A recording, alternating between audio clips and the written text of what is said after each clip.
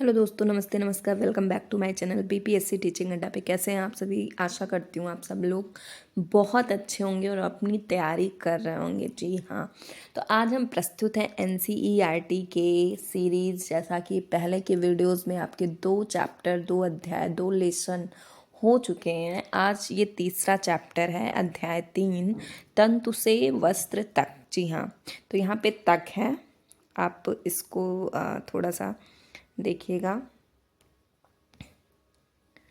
तक, ठीक है, तंतु से वस्त्र तक। तो हम आते हैं कि ये आप जानते होंगे कि वस्त्र क्या है। जी हाँ, पहले अब नोन से अननोन की तरफ मैं चलती हूँ ताकि आप लोगों को थोड़ा सा समझ आए। तो वस्त्र क्या है जानते होंगे सब लोग। वस्त्र क्या है? वस्त्र है हम पहनते हैं, कैसे पहनते हैं, किस टाइप का पहनते हैं, वो सब सारी चीज़ें अलग की बात है। ठीक है, तो वस्त्र कपड़ा जिसे आप फैब्रिक बोलते हो, और तंतु को हम फाइबर बोल सकते हैं। ठीक है, इंग्लिश में। तो वस्त्र होता है कि हम अपने शरीर के को ढकने के लिए, अपने शरीर के बचाव के लिए, और ठंडी से बचने के लिए। गर्मियों में कुछ कपड़े हल्के होते हैं जो हम पहनते हैं। उसके बाद बरसात के कपड़े भी आते हैं। तो इस तरह से कई तरह से कपड़े होते हैं। तो हम ये कह सकते हैं कि जैसे हमारी कुछ मूलभूत आवश्यकताएं होती हैं, क्या होती हैं, कुछ नेसेसरीज होती हैं जो फंडामेंटल, वो उसी तरह से ये भी, जैसे हमारा भोजन, पानी, ये सब सारी चीज़ें होती हैं, वैसे कपड़ा भी, वस्त्र भी, क्लॉथ्स भी एक तरह का हमारी आवश्यकता है। ठीक है, तो हमें इसकी ज़रूरत होती है अपने शरीर को, मेनली अपने शरीर को ढकने के लिए। आप देखते होंगे कि पहले जब हम पढ़ते हैं हिस्ट्री में, तो ये जो पत्ते से अपने शरीर ढक लेते थे, या फिर जानवरों की खाल से, तो ये सब उनको भी ये स्टार्टिंग में हुआ कि हाँ, हमें अपने शरीर को ढकने की आवश्यकता है। तो कुछ संसाधन की कमी थी, सारी चीज़ें, तो वो उस तरह से ढकते थे। तो धीरे धीरे जैसे जैसे विकास हुआ, वस्त्र बनने लगे और हम अपने परिधान को पहनने लगे। ठीक है, तो आप जानते होंगे कि वस्त्र कई तरह से, आप जैसे हमारे जलवायु पे निर्भर करता है, हमारे मौसम कैसा है, बरसात है, गर्मी है या ठंड है, या फिर आप देखते होंगे जैसे हम वर्कर्स हैं, तो कोई टीचर है उसका दूसरा ड्रेस कोड है, डॉक्टर है उसका अलग ड्रेस कोड है, वकील है उसका अलग ड्रेस कोड है, या फिर जो मज़दूर हैं उनके थोड़े दूसरे वस्त्र होते हैं। तो इस तरह से भी ड्रेस डिसाइडेड होते हैं। या फिर अपने आप किसी पर्टिकुलर एरिया में जाते हो तो वहाँ के कुछ विशेष परिधान होते हैं। तो वैसे ही सारी चीज़ें, मतलब कि वस्त्र इस तरह से भी डिसाइडेड होती हैं। तो हम देखते हैं कि वस्त्र तो जान गए कि वस्त्र तो यही है, ऐसे पहनते हैं, पर वो वस्त्र बनते कैसे हैं? जी हाँ, टॉपिक आपका यही है कि वस्त्र वो बनते कैसे हैं। तो तंतु से वस्त्र तक, मतलब आप तंतु से शुरू करते हैं और वस्त्र बनाते हैं। तो आज हम सफ़र तय करते हैं तंतु से वस्त्र तक का। जी हाँ, तो आते हैं हम, तंतु क्या है? जी मैम, ये तंतु क्या है? तो तंतु को बेटा हम क्या कह सकते हैं? फाइबर। ठीक है, तंतु को आप फाइबर कह सकते हैं, इसको नहीं समझ आएगा हिंदी में, फाइबर। ठीक है, तो फाइबर आप तंतु होता है हमारा, जिससे तंतु से ही मिला के कई सारे धागे बनते हैं। मतलब कई सारे तंतु से आपका धागा बनता है एक, फिर उससे हम वस्त्र का निर्माण करते हैं। तो तंतु, जैसे आप देखते होंगे सुई में जब आप धागे डालते होंगे ना, तो उस धागे में कई सारे छोटे छोटे छोटे छोटे रेशम हो जाते हैं, रेशम की तरह ऐसे धागे निकल जाते हैं बहुत पतले महीन से, वो आपका तंतु होता है। जी हाँ, धागे में भी कई सारे जब आपको पतले पतले रेशे दिखते हैं तो वही आपका तंतु होता है। ठीक है, मतलब कि धागा कई सारे तंतुओं से मिलकर बना होता है। अब हम इसको जान गए होंगे आप लोग कि तंतु क्या है। ठीक है, जैसे कि आप देख रहे हैं, तंतु एक प्रकार के रेशे होते हैं। ठीक है, जिनसे तागे या धागे बनाए जाते हैं। तो तंतु एक विशेष प्रकार का रेशा होता है जिनसे धागे का निर्माण होता है। ओके, फिर हम आते हैं कि ये तंतु कितने तरह के होते हैं। तो ये डिसाइड होता है कि तंतु तो कितने तरह से हमें प्राप्त हो सकते हैं। तो फर्स्ट आपका है प्राकृतिक तंतु, मीन्स की नेचुरल फाइबर, ठीक है, नेचुरल जो हमें प्रकृति द्वारा नेचर से प्रदत्त होते हैं वो। दूसरा आपका हो गया संश्लेषित, ठीक है, संश्लेषित तंतु मतलब मैन मेड, इसको हम बोल सकते हैं, क्या बोल सकते हैं देखते हैं हम इसको हम बोल सकते हैं मैन मेड तंतु। एक एक क्वेश्चन आपका, एक एक लाइन इसमें इम्पॉर्टेंट होने वाला है किसी भी एग्ज़ाम के लिए, मेनली बीपीएससी के लिए, जो यहाँ से आपको क्वेश्चन डायरेक्टली पूछ सकता है कि तंतु तो दो प्रकार के हमें प्राप्त हो सकते हैं, दो तरह से प्राप्त हो सकते हैं, पर पहला आपका प्राकृतिक तंतु और दूसरा आपका संश्लेषित तंतु, मतलब कि ये नेचुरल फाइबर आपका हो गया, ठीक है, नेचुरल, ये हमें जैसे कि तैसे हमें प्रकृति से प्राप्त होती हैं। सेकेंड आपका हो गया मैन मेड, जो कि मानव द्वारा किसी विशेष रसायन, केमिकल्स या फैक्ट्रीज द्वारा बनाई जाती हैं, ठीक है, मतलब मनुष्य उसको बनाता है विशेष रसायन का प्रयोग करके, फैक्ट्रीज, मशीनों का प्रयोग करके आप कह सकते हैं, ठीक है। पर ये जो प्राकृतिक तंतु हैं हमें डायरेक्टली पौधे से, जंतु से प्राप्त होते हैं, जी हाँ, प्लांट्स एंड एनिमल्स से प्राप्त होती हैं। हम देखते हैं कि जैसे कपास, जूट, ठीक है, रुई कपास के पौधे से प्राप्त होता है, आप जानते हैं। तो इस तरह ये पौधे से प्राप्त तंतु हो गए, ठीक है। अब जंतु जैसे ऊन हो गया, रेशम हो गया, मतलब भेड़, बकरी, याक या फिर खरगोश आप देख सकते हैं, इन सब सारी चीज़ों से हमें ऊन प्राप्त होते हैं। अब डायरेक्टली ऊन नहीं प्राप्त होते हैं, हम आगे के प्रोसेस में पढ़ेंगे, ठीक है।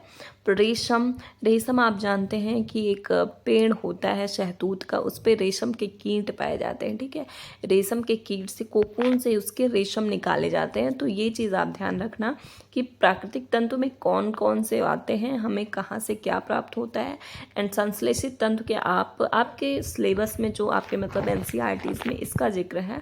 बाकी हम देखते हैं कि आपको डायरेक्ट क्वेश्चन पूछा जा सकता है कि आपका मानव निर्मित तंतु कौन से होते हैं, तो पॉलिएस्टर, नायलॉन, एक्रिलिक। आप ध्यान रखना इन बातों को, क्योंकि आपसे पूछा जा सकता है इसमें से कौन सा ऐसा तंतु है जो कि प्राकृतिक ना हो के मानव निर्मित है, या कौन सा तंतु है जो प्राकृतिक है। तो सीधा सा क्वेश्चन, इन सारे ऑप्शंस को आप सारे जो अब टॉपिक हैं, मतलब कि आपके कपास, रुई, जूट, पॉलिएस्टर, नायलॉन, एक्रिलिक, इसको आप डिफरेंस करना अच्छे से सीखना, ये एक क्वेश्चन आपका बनता है, ठीक है। इतना समझ आया आपको, हम आगे बढ़ते हैं। रुई, ठीक है, रुई आती है हमें, रुई कैसे प्राप्त होता है, कहाँ इसका पौधा कैसे मतलब क्या किस अनुकूलन में होता है। तो हम देखते हैं कि रुई जो है कपास के जैसे काली मिट्टी, ठीक है, काली मिट्टी में और उष्ण जगह में कपास का पेड़ बहुत अच्छा ग्रोथ करता है, मतलब उसके लिए काली मिट्टी बहुत ज़रूरी। ये क्वेश्चन पूछा जाता है कि रुई का पादप जो होता है वो कैसी मिट्टी में, तो उसके लिए काली मिट्टी बहुत अच्छी होती है, ठीक है, इसको आप याद रखना।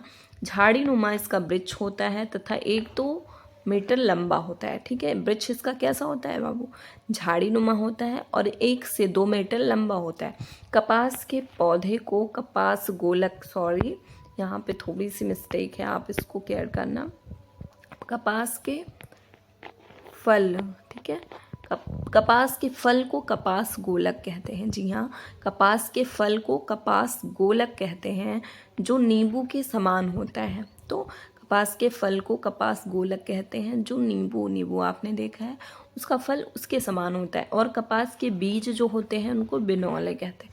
इसको आप याद रखना कि कपास के फल को क्या कहते हैं, कपास के बीज को क्या कहते हैं। अच्छे से पढ़ना, बहुत मेहनत से ये नोट्स मैंने आप लोगों के लिए बनाई हैं, इसको प्लीज़ से आप ध्यान से पढ़ना, एक एक लाइन में एक आंसर आपका है। तो कपास के फल को आप क्या कहेंगे, कपास गोलक, और कपास के बीज को बिनौले, ये इम्पॉर्टेंट है आपका, ये भी बिनौले कहते हैं, ठीक है। अब हम आगे चलते हैं कि जूट पटसन, ठीक है। तो ये जो हमें पटसन मिलता है, जूट आप जानते होंगे कि जूट के बोरियां आपने देखी होंगी, जूट वाली बोरी, टोकरी जूट की होती है, बहुत सारे बैग्स जूट के आते हैं, ठीक है, बैग भी जूट के बनते हैं। रस्सी, बहुत सारे जूट की रस्सियाँ बनती हैं।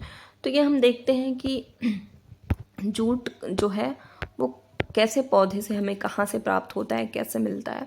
तो पादप का तना होता है, ठीक है, तो तने से हमें जूट प्राप्त होता है, तने से, याद रखना इसको। वर्षा ऋतु में खेती इसकी होती है, क्यों? क्योंकि इसके लिए पानी बहुत इम्पोर्टेंट है।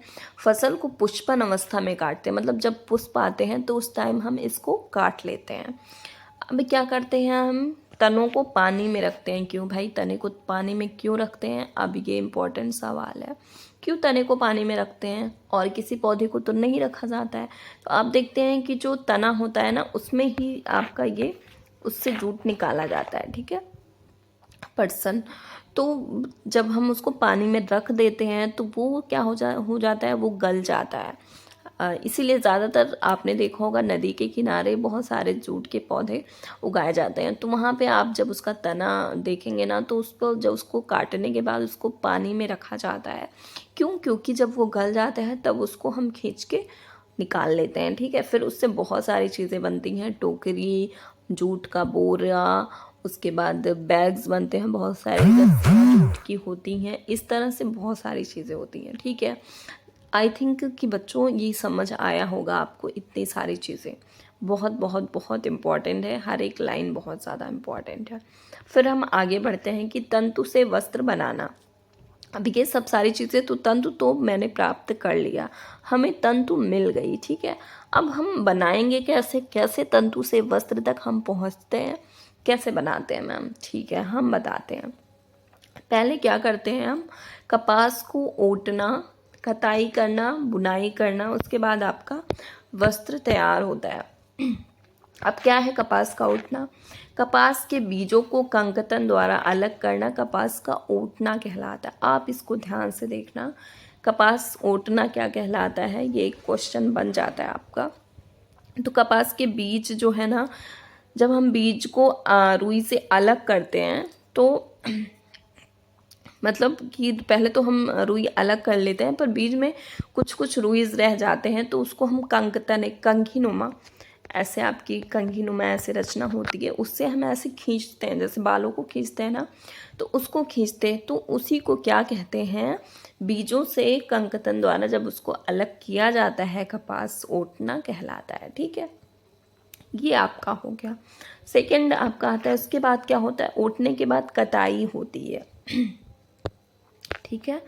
क्या होती है? कताई होती है। तंतुओं से तागा बनाना कताई कहलाता है। फिर हमें जब तंतु प्राप्त हो जाते हैं तो आपने रुई देखा होगा, क्या रुई से हम कपड़े बना सकते हैं डायरेक्ट? नहीं, फिर इसका हमें तागा बनाना पड़ेगा, ठीक है। आप देखें, कताई, तंतुओं से तागा बनाना कताई कहलाता है। आपने देखा होगा हमारी मम्मी दादी क्या करती हैं, तकली होता है ना, तकली देखा होगा, ऐसे तकली होती है, उसको ऐसे घुमाते हैं और रुई लगा के उस पर धागा बनता है, मतलब एक लंबा सा धागा बनता है। तो जब तंतु जो हमारा रुई प्राप्त होता है, जो उसकी कताई मतलब तागा बनाते हैं, तो उसको कताई कहते हैं, ठीक है। ये आपने जाना। कताई में कपास के छोटे तंतु बाहर आ जाते हैं, फिर उन्हें ऐंठ कर लंबा व लगातार धागा बनाया जाता है, ठीक है, लगातार धागा बनाया जाता है, जिसे तागा कहते हैं। तो आपका रुई प्राप्त हुआ, रुई से आप क्या कहते हैं, उसको ऐंठ कर लंबा, तकलिया आपने देखा होगा, ठीक है। तो और चरखा हमारा, जब वो उस टाइम पे क्या कहते हैं, आंदोलन चल रहा था ना, तो स्वदेशी आंदोलन, आपको याद होगा गांधी जी उस टाइम पे बहुत ज़्यादा मतलब विश्वविख्यात हो गया था गांधी जी का चरखा। तो उससे भी मतलब रुई से कताई होती थी। उन्होंने कर दिया था कि हम विदेशी वस्त्र नहीं पहनेंगे, हम देशी वस्त्र पहनेंगे, अपने द्वारा हमें उसका त्याग करना है विदेशी वस्त्रों का। तो उस टाइम पे चरखा बहुत ज़्यादा प्रचलित हुआ था। तो धीरे धीरे क्या हुआ, वही चीज़ें हमारी और ज़्यादा डेवलप होती गई और दूसरे दूसरे मशीन आते गए। तो उस टाइम से ही ये कतली मतलब तकली कहते हैं ना, कताई होने लगी थी, ठीक है।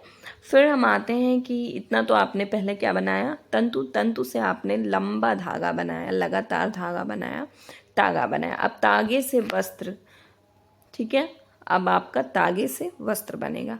तो पहला बुनाई, बुनाई के द्वारा वस्त्र हम बनते हैं, जैसे कि तागे के 2 सेटों को आपस में व्यवस्थित करके वस्त्र बनाना बुनाई कहलाता है।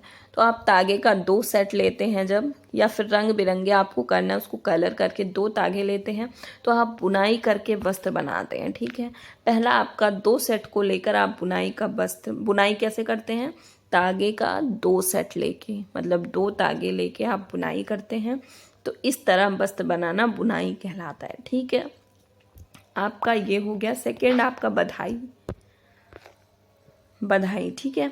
बधाई, इस क्रिया में एक तागे से उपयोग द्वारा पूरा वस्त्र बनाते हैं। बधाई में क्या होता है, इस तरह एक तागे से, ठीक है। बुनाई में 2 तागे चाहिए और आपको बधाई में, इसको याद रखना, बधाई में एक तागे से, जैसे हम आपको मतलब होता है ना कि इसके लिए क्या चाहिए, स्टिक चाहिए होती है, जो स्टिक ऐसे ऐसे होती है, इसके मतलब एक तागा लेंगे और ये दोनों सिलाई आपने देखा होगा, जैसे मम्मी लोग स्वेटर बुनती हैं उस तरह से। तो उसमें क्या होता है, एक तागा लेंगे और उससे पूरा बुनाई कर लेंगे, वस्त्र बनाएंगे, तो इसको हम बधाई कहते हैं। तो 2 तागे के सेट को हम जब बुनेंगे उसको बुनाई कहेंगे, एक तागे से सेट का उपयोग द्वारा वस्त्र का हम क्या करते हैं, बधाई कहते हैं। तो आशा करती हूँ कि आज ये हमारा सेशन था और आप लोगों को पसंद आया होगा। इतना ध्यान दीजिएगा कि एक एक लाइन बहुत ज़्यादा इम्पॉर्टेंट है इसमें, और आपके क्वेश्चन डायरेक्टली एग्ज़ाम में पूछे जाते हैं, ठीक है। तो आज के साथ ये सेशन इसी के साथ ख़त्म होता है। अगर कोई आपके डाउट्स हो तो आप कमेंट में कमेंट करना, अगर वीडियो अच्छी लगी हो तो लाइक करना, और अगर आपको नोट्स चाहिए होगा तो हमारे प्लीज़ डिस्क्रिप्शन में टेलीग्राम ज्वाइन करके आप टेलीग्राम पे जाकर आप नोट्स को पा सकते हैं, ठीक है। और बाकी मैं आगे का कंटिन्यू करूँगी इसके बाद जो भी चैप्टर है आपका, ओके। तब के लिए धन्यवाद। चैनल को सब्सक्राइब एंड लाइक कीजिएगा प्लीज़।